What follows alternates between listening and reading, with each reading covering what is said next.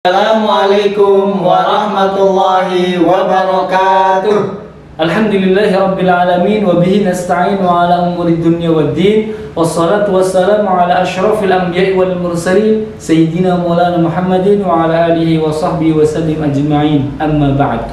Alhamdulillah, segala puji bagi Allah atas segala karunia nikmat yang diberikan kepada kita sekalian, sehingga pada sore hari ini kita dapat menyapa sahabat ISBS, Istiqomah Sambas Boarding School.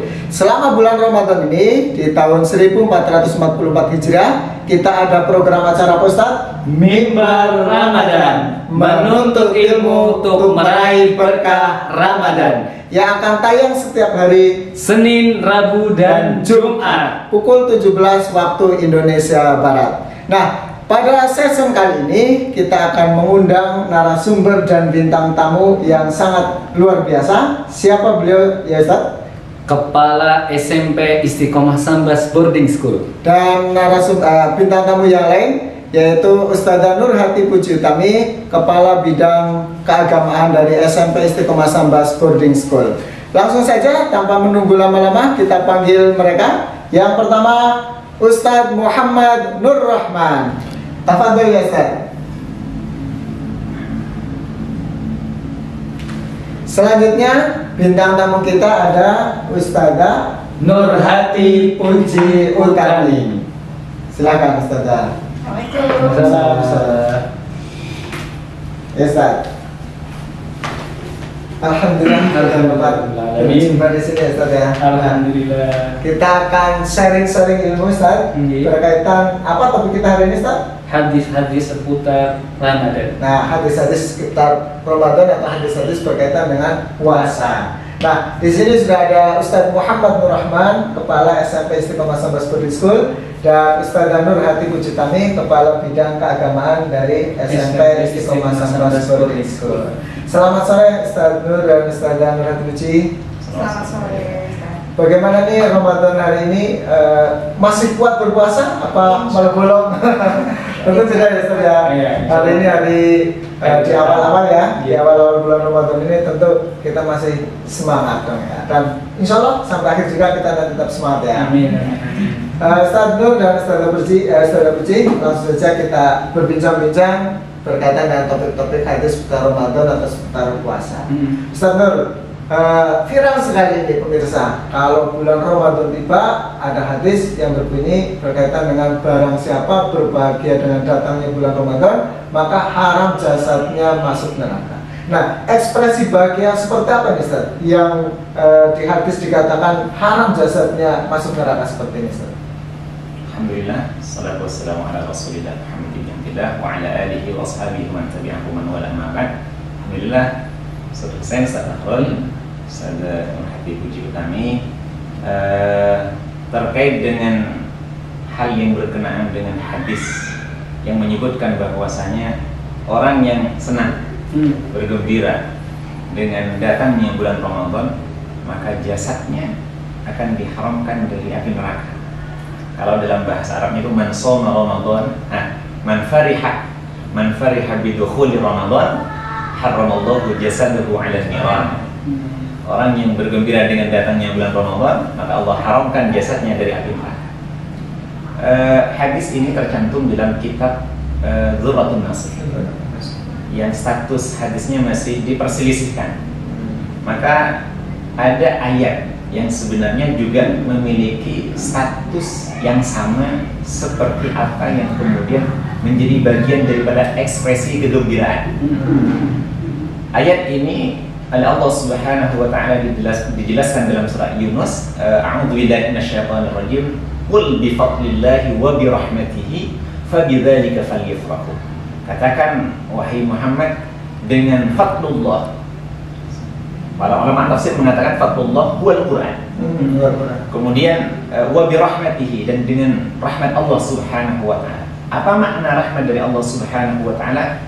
Ad-dinul Islam, al-iman, kemudian mahabbatullah, syariatullah, dan seluruh hal-hal yang berkenaan dengan at-taqarrub ila Allah, berusaha untuk selalu mendekatkan diri kepada Allah Subhanahu wa taala. ayat ini kemudian dilanjutkan fabidzalika falyafrahu.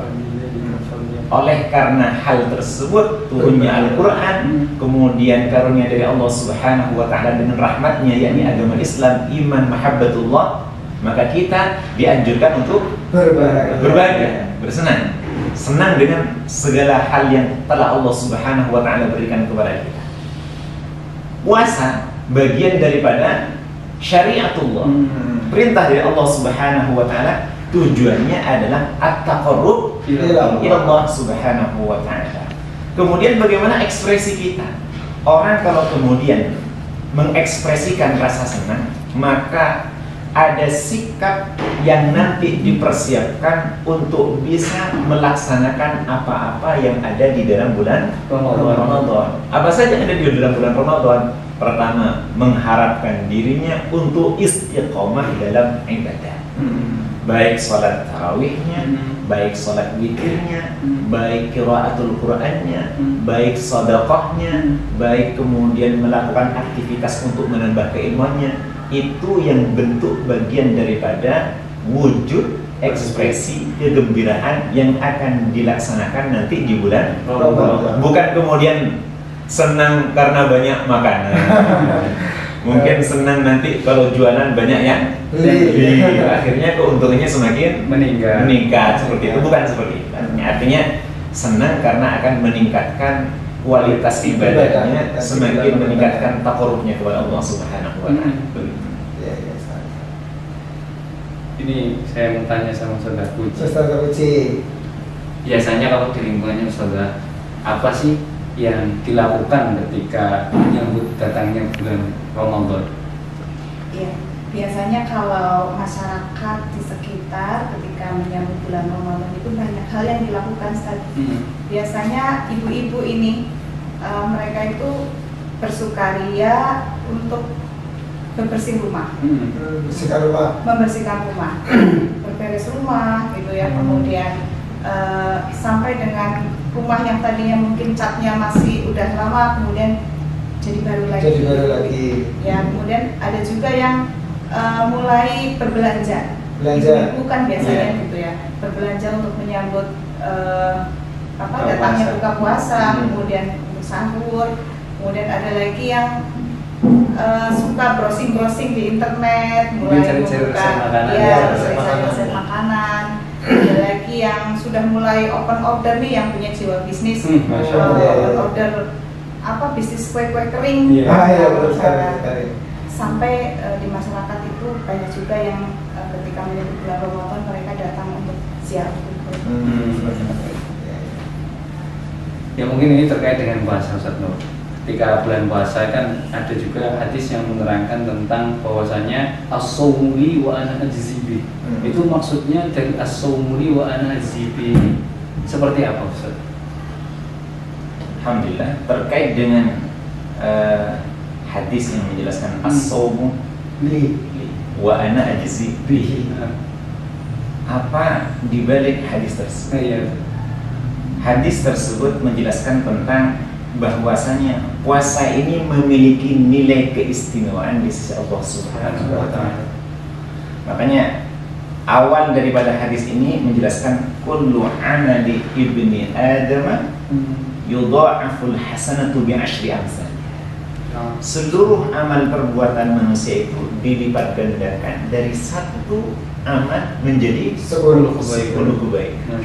Ila 700 di'fin, sampai berlipat menjadi 700. Sampai menjadi 700. Bayangkan, dari 1 menjadi 10 menjadi 700. Kemudian disebutkan di dalam hadis ini melanjutkan dari apa yang disampaikan Ustaz Farul, illa shaum, kecuali puasa. Illa shaum fa innahu li. Jadi kalau catatan dari 1 menjadi 10 kemudian meningkat jadi 700, itu bisa diperkirakan kadar kuantitas pahalanya. Kan begitu? Kemudian Allah menjelaskan di dalam hadis qudsi ini illa shaum, kecuali puasa. Jadi puasa itu tidak memiliki kadar nilai pahala yang dijelaskan seperti ibadah yang lain. Kenapa? Kok bisa seperti ini? Apa lebih sedikit? Loh tidak. Justru ini lebih banyak. Karena Allah itu Maha Pemurah. Maha Pemurah, Maha Pengasih. Berarti kalau sekali Allah memberikan sesuatu, tidak akan pernah bisa dibayangkan dengan ukuran standar kuantitas. Maka Allah mengatakan, as-sawmu li wa ana ajzi. Aku yang akan membalas. Aku yang akan memberikan keistimewaan daripada pahala, yang pahala tersebut tidak sama dengan pahala-pahala ibadah yang lain. Maka kalimat as-sawmu li wa ana ajzi bihi orientasinya adalah pahala yang tidak bisa dibayangkan kadar kuantitas daripada nilai pahalanya tersebut. Semakin bagus puasanya, pahalanya nanti semakin banyak. Makanya kemudian ada maratibus shaum, ada tingkatan orang yang berpuasa. Bagaimana kemudian dia membuktikan kadar daripada kualitas puasanya.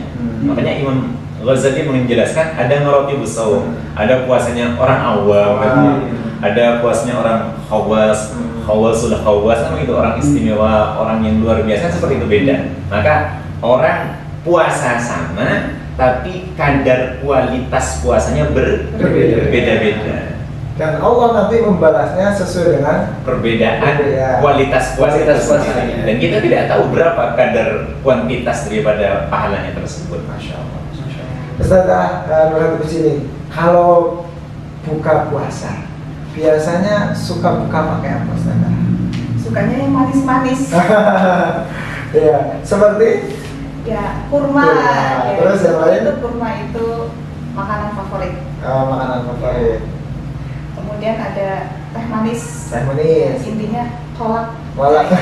Yang manis-manis. Ya. Kurma enggak, Ustaz?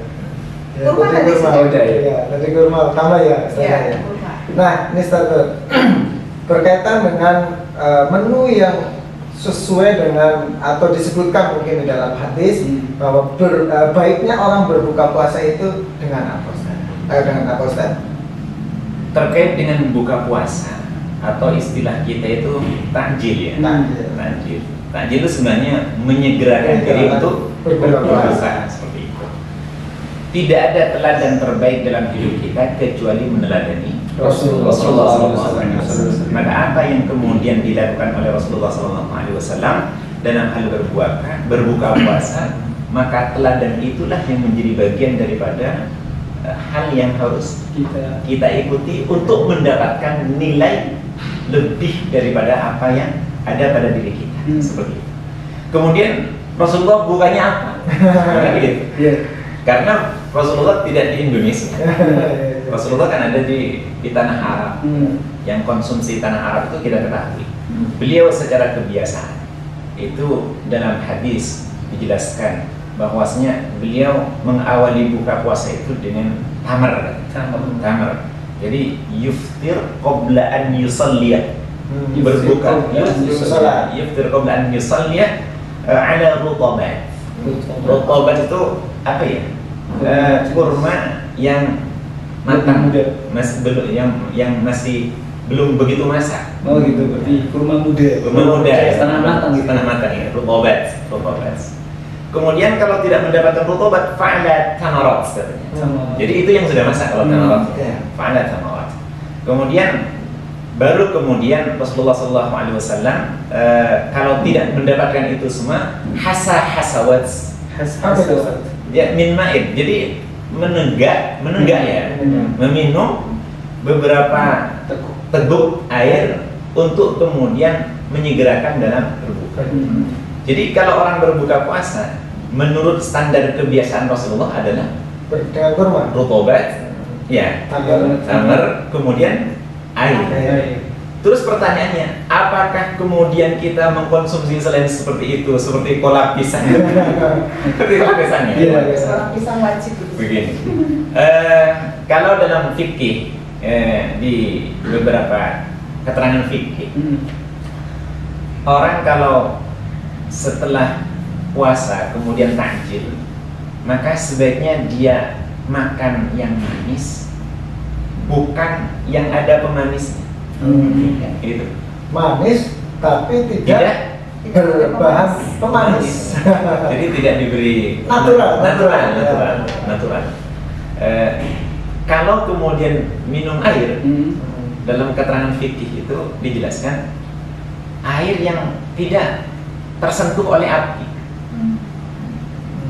Tersentuh oleh api tersebut tidak dimasak. Berarti air matang, air mentah tapi alami gitu. Alami. Bukan air mentah kemudian punya potensi banyak bakteri, bukan. Sudah seperti itu. Artinya nilai sterilnya sudah aman, sudah hanya kemudian kalau kesam-kesam jauh ya. Kalau dari kelapa, kelapa ya, airnya murni. Iya. Terus di jalan banyak juga ya. Iya betul. Artinya makan makanan yang manis tapi tidak mengandung pemanis. Kemudian minum air yang tidak dimasak oleh api tapi murni, karena ada rasa manisnya. Justru manis itu yang kemudian terserap oleh tubuh bukan dari pemanis, itu lebih mudah dicerna dan diterima oleh tubuh. Mungkin hikmahnya secara medis itu arahnya ke situ. Maka kemudian ulama-ulama fikih itu cenderung memahami daripada apa yang menjadi kebiasaan Rasulullah dikaitkan dengan medis, akhirnya ada kesimpulan ke arah tersebut. Karena tujuan daripada orang mengkonsumsi sesuatu itu adalah untuk kesehatan tubuhnya, untuk kesehatan fisiknya. Maka ada sebuah ungkapan mengatakan, jadikan makananmu sebagai obat, jangan sampai kemudian obat menjadi makananmu. Betul sekali. Mungkin terkait dengan seputar hadis lagi ini, dan terkait dengan hadis yang disebutkan wasiyamu junnatun. Mungkin penjelasan lengkapnya seperti apa, Ustaz? Puasa sebagai junnah. Iya, puasa sebagai perisai. Lebih lengkapnya seperti apa, Ustaz? Kalimat daripada hadis wasiyamu junnah. Junnah itu sebenarnya benteng. Karena orang berpuasa itu membentengi dirinya dari sesuatu yang tidak diridhoi oleh Allah Subhanahu wa Ta'ala.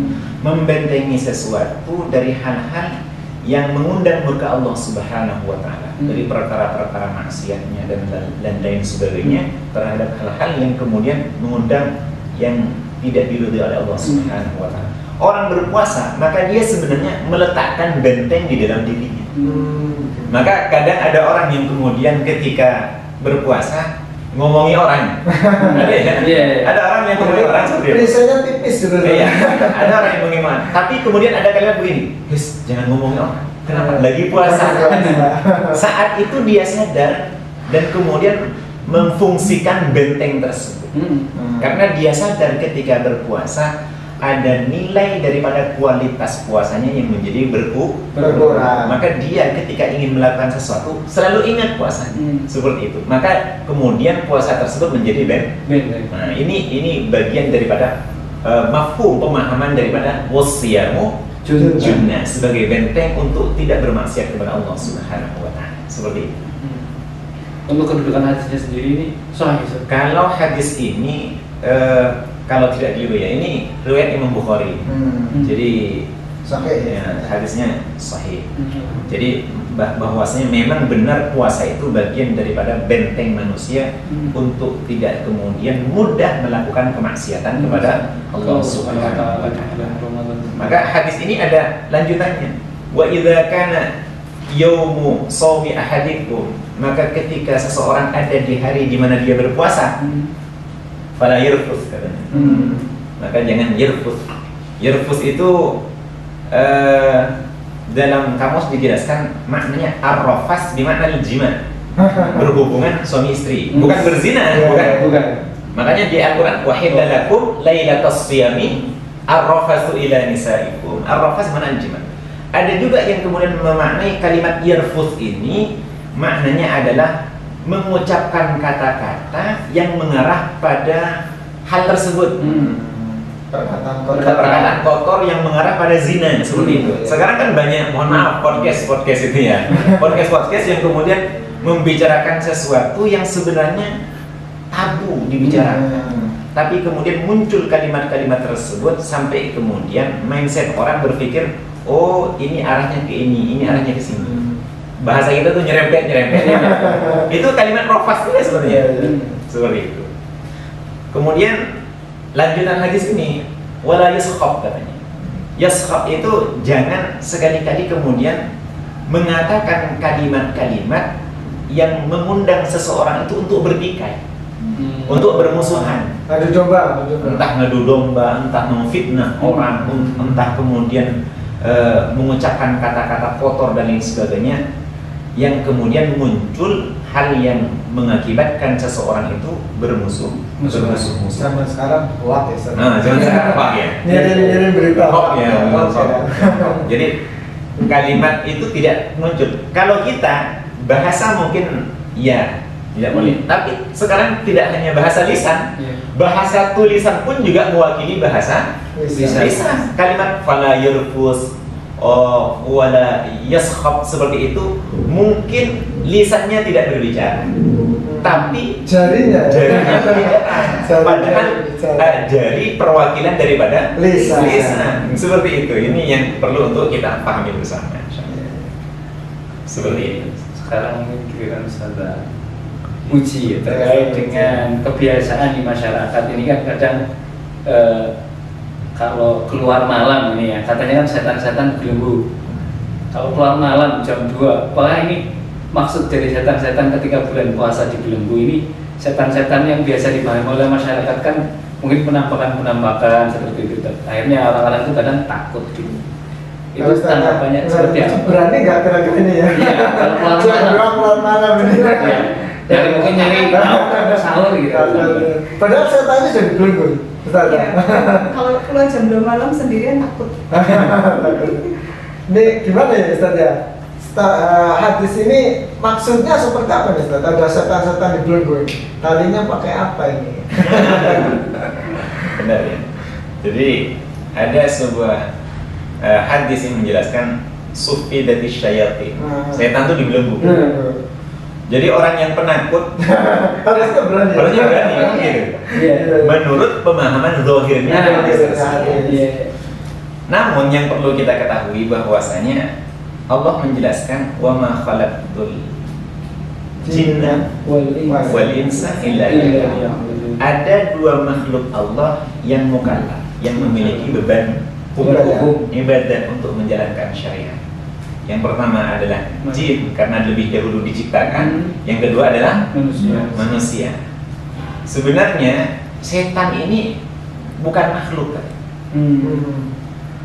Justru setan itu bukan makhluk. Setan itu sebenarnya adalah yutlaku ala kulli adin numar. Dimutlakan bagi segala sesuatu yang sifatnya jauh dari Allah. Jadi manusia juga bisa dikatakan setan, jin bisa dikatakan setan. Kalau perbuatannya semakin jauh dari Allah. Bukan fisik kan setan itu ya. Belum ini ya. Bukan pocong. Kuntilanak gitu ya. Karena sebenarnya kalau hantu di tempat kita itu kan beraneka ragam. Ada pocong, ada apa lagi? Suster ngesot. Itu kan ada tuyul dan lain sebagainya. Sebenarnya mereka itu jin. Sebenarnya mereka jin. Sedangkan setan ini dijelaskan bahwasanya sifat yang melekat pada diri makhluk, baik itu melekat pada diri jinnya atau melekat pada diri manusianya. Maka sufidati syayatin, dibelenggu setan, dibelenggu sifat setan yang ada pada makhluk, yakni khususnya manusia yang pada waktu itu sedang berpuasa. Seperti itu. Jadi setan yang dibelenggu itu adalah perilaku setannya. Karena makna daripada syaitan itu syaitana artinya ba'udah, jauh dari Allah Subhanahu wa taala. Sedangkan di bulan Ramadan, kita perhatikan di bulan Ramadan itu kan orang banyak kemudian jadi soleh ke masjid ya udah. Benar. Jadi soleh. Jadi ke masjid. Terutama salat Isya dan salat tarawih itu.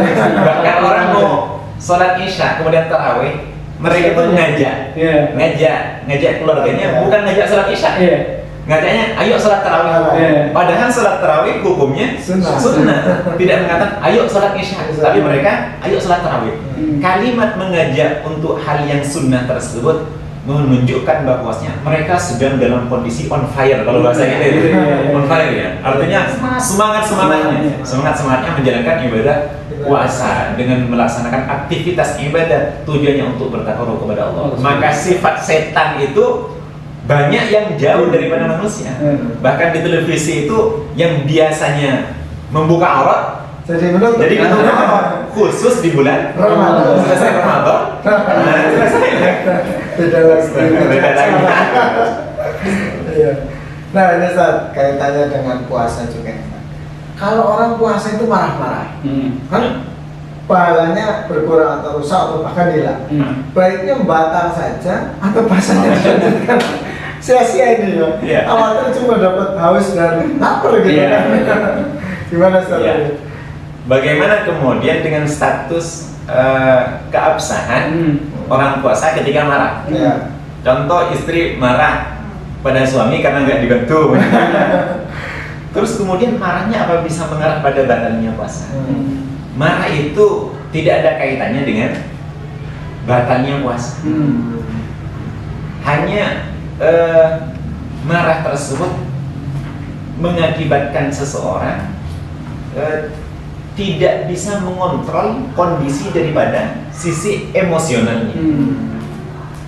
Sedangkan puasa yang tadi disampaikan as-siyamu junnah, benteng. Kan benteng. Membentengi dari perkara-perkara yang buruk, yang jelek. Sedangkan marah yang kemudian arahnya mengarah pada sesuatu perbuatan yang jelek, sebenarnya dia harus menahan diri pada waktu itu. Maka dalam bulan Ramadan sebenarnya kita itu diletakkan dalam sebuah madrasah. Ramadan sebagai madrasah. Sebagai madrasah. Kalau kita kan sebagai ma'had, sebagai pesantren, sebagai boarding yang kemudian kita dididik untuk menjadi baik. Kalau kita masuk bulan Ramadan, dididik untuk menjadi orang yang kemudian mampu menahan emosi kita, mampu untuk menahan amarah kita. Seberapa besar kita mampu menahannya, maka diharapkan setelah bulan Ramadan nanti apa yang sudah kita latih selama bulan Ramadan tersebut memiliki asar, memiliki efek ketika selesai Ramadan. Kenapa? Karena Ramadan bagian daripada tarbiyah, pendidikan untuk mengontrol daripada apa yang menjadi hal buruk dalam diri kita, termasuk tadi puasa. Bukan kemudian kita marah kemudian ini batal. Kecuali kalau marah sambil makan. Kecuali kalau marah sambil makan batal. Tapi rusak pahala puasanya Ustaz ya? Kenapa? Kalau marah gitu. Pahala puasa mungkin kadarnya akan berbeda. Bahkan berbeda. Karena dia yang bisa sabar dengan yang marah. Karena beda kualitas dengan orang yang mampu menahan amarahnya dengan orang yang tidak mampu menahan amarah. Maka ketika orang kemudian ingin mengajak kita untuk bertengkar, kemudian memprovokasi untuk melakukan sesuatu yang tidak baik, maka kita sebaiknya mengatakan ini shaim, saya lagi puasa seperti itu. Maka kalau sedang marah, anjurannya diam, tidak ngomong apa-apa. Kalau tidak bisa mengontrol dirinya, duduk. Tidak bisa duduk, berwudu. Tidak bisa berwudu, berbaring. Kalau tidak bisa berbaring, maka menghindar dari orang ataupun sesuatu yang membuat kita marah. Seperti itu caranya. Tidur aja. Ini karena waktu juga nih Ustaz. Sebenarnya masih ingin kita bahas panjang lebar ya tentang Ustaz puasanya masih banyak kan ya. Ini karena waktu juga, ini terakhir untuk Ustaz Puji. Ini sebagai seorang ibu, biasanya gimana cara agar bisa mendidik anak-anaknya biar bisa menahan marah gitu Ustaz. Biar tidak cepet-cepet bentar marah. Tipsnya apa gitu. Ya, tentunya yang pertama tadi benar kata Ustaz bahwa kita harus menghindari dari hal-hal yang memicu atau berpotensi untuk membuat kita jadi marah. Gitu. Kemudian yang kedua tentunya melatih anak untuk banyak-banyak beristighfar. Beristighfar kalau kamu itu sedang puasa. Tapi kalau kamu marah-marah terus, nanti pahala puasanya jadi berkurang. Kualitasnya ya, menurun. Ya seperti itu. Mungkin mengajak anak untuk mungkin melakukan olahraga ringan atau aktivitas yang membuat mereka senang dan mengalihkan emosinya yang tadi mungkin disalurkan ke yang lain ya. Iya, seperti itu. Olahraga. Luar biasa, pemirsa. Pembahasan kita hari ini waduh dalam ya. Berkaitan dengan hadis-hadis berpuasa. Moga-moga mendatangkan manfaat bagi pemirsa di rumah. Amin. Bertambah ilmunya di bulan Ramadan ini melalui mimbar Ramadan. Menuntut ilmu untuk meraih berkah Ramadan. Dari kami mohon maaf ya sebesar-besarnya apabila dalam memandu acara pada sore hari ini terdapat kekhilafan, kekurangan. Sekali lagi kami mohon maaf yang sebesar-besarnya. Terakhir kami ucapkan selamat berbuka puasa. Semoga Allah Subhanahu wa taala menerima amal ibadah kita di bulan Ramadan. Amin. Amin amin. Terima kasih. Kami tutup. Wassalamualaikum warahmatullahi wabarakatuh.